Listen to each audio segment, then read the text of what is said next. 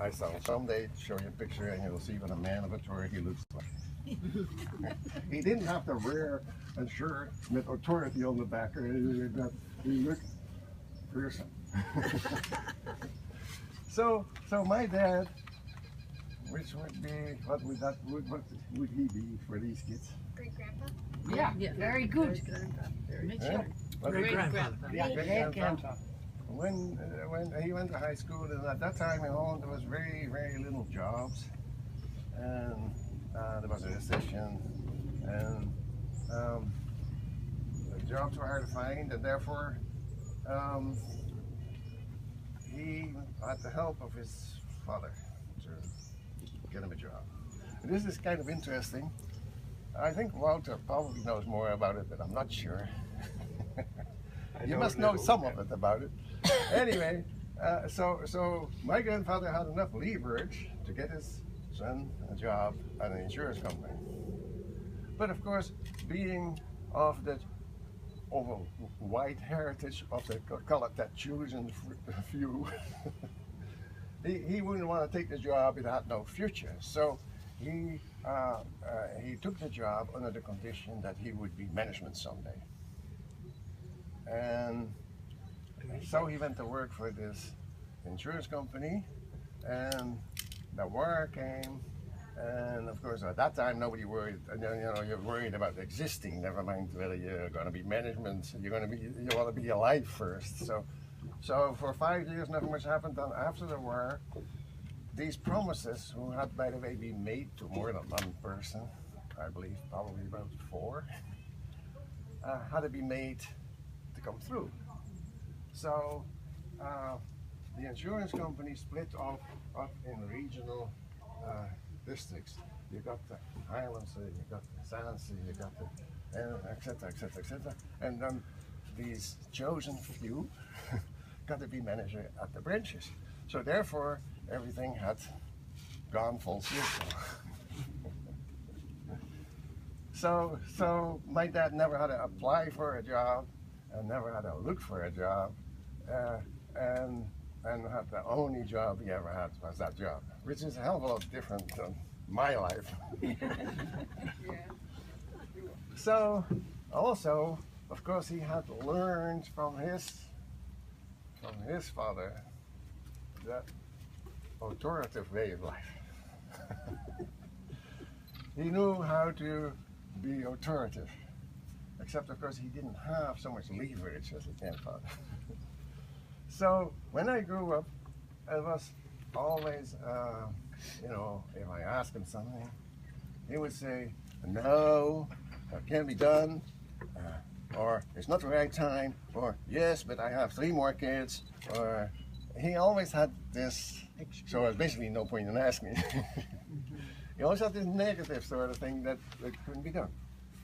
So I grew up, and first we had the war, and then after the war there was nothing, and my dad couldn't do anything, and you know, except tell me that I had to work hard.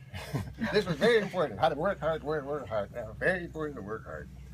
So nothing really inspiring happened in the early days of my life, and I remember. So then the idea of immigrating came. That was after the military. Now the interesting part was, because in the military, everybody had to go in the military. In the military, I only got paid $1 a day, or 1 guilder at the time, and the government realized you couldn't save money from that. So therefore, immigration to Canada was free. This was totally wonderful. Can you imagine when you're 18 and getting a trip halfway around the world for free? So I went as far as I could go. That was Vancouver. Otherwise, I would have probably gone further. So, I remember dating a girl, and she, you know, she went home and she says, yeah, well, she had a new friend, and you know, he was going to immigrate to Canada. And her father rolled his eyes and said, gee whiz, can you find a lover close by? Was not my bad. So clearly, I didn't have much success. So anyway, so then of course I came to Canada, and I remember I came by train to Vancouver.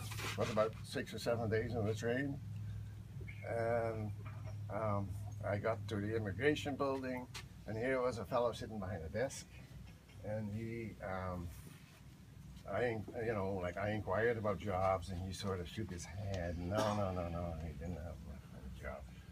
And then I told him, I know how to milk cows. And the guy's face lit up, and he says, get in the phone, his finger in the old phone, and he called an outfit called Spettifor. You probably heard from Spettifor before. You've been here longer than me. Spettifor was the biggest farmer possibly here in the Lower Mainland. And well, he was totally enthused. I was not quite so enthused, but anyway. So what happened was, he personally took me to the bus depot. He actually paid, probably not out of his own pocket, but he paid for my ticket. He shook my hand, he wished me well. He told me, Mr. Spettifor will be on the other end waiting for me. And I went on the bus to Landler. At that time, you had to take a ferry. There was no tunnel. The Dutch came to make the tunnel after. Remember that, Canadian guys, every time you go in there, that's how it is. How is waar? Yeah. So it's a little different story. So I got to work on the farm in Landler. And the farmer let me work 7 days a week, from light to dark, because he figured if you have a guy, if the guy is stupid enough to work 7 days a week, he works longer there because he can't find time to look for another job. So I did for probably 2 or 3 months. Then Walter came along, and you heard the story from him. And actually, I can fill in a little bit on that. So now you know that Walter and me, we both work in the pit bull. He was a much more important man. He even hired people, and I was hired, but not by him. Anyway,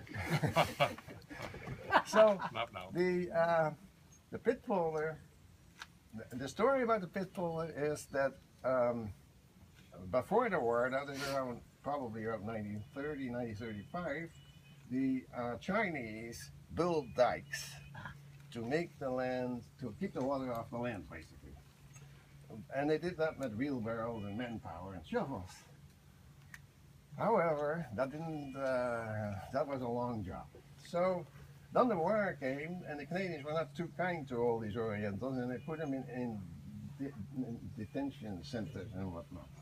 So the whole project stopped. So then after the war, there was still a few richer people, not many. They put a few dollars together, and they bought the whole shooting mess. It was basically water that was flooding all the time. There was a lot of ducks in there. So then when I got there, we were making ditches and bulldozing the fields to get it level, and the ditches for the drainage. And we got a pump station from Holland imported, so that they could pump the water. Then we had one area where there's a bird for you there, but he's behind that lady on the tree. Anyway, so we needed to get a sand sucker to suck the sand out of Pitt Lake to build the dike. And there was a sand sucker, and all the personnel was all brought in from Holland. And they later went to work on the tunnel. So, the matter of fact, that they got an engineering firm together, which existed, maybe still exists today. I don't know for sure, but so they never went back to Holland. The idea was they do the blowing up for sand on the dike, but the Dutch weren't always perfect. we had a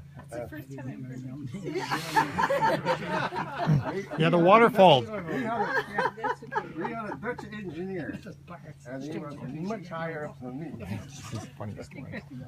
And he knew how to build a dike. And he built a perfect dike. And then he went back to Holland. And he was a little cocky guy. He had one of these little horse, you know, the ones you whip the horse with. He had it under his, under his armpit, and he sort of stood it around like that.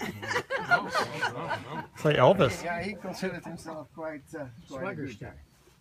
So after he left for Holland, after the dike was finished, I remember that was probably in September that he left. And then in October, November, it started to rain. And an enormous waterfall came down right at the end of the dike. Yeah. Washed it out. And washed the dike out.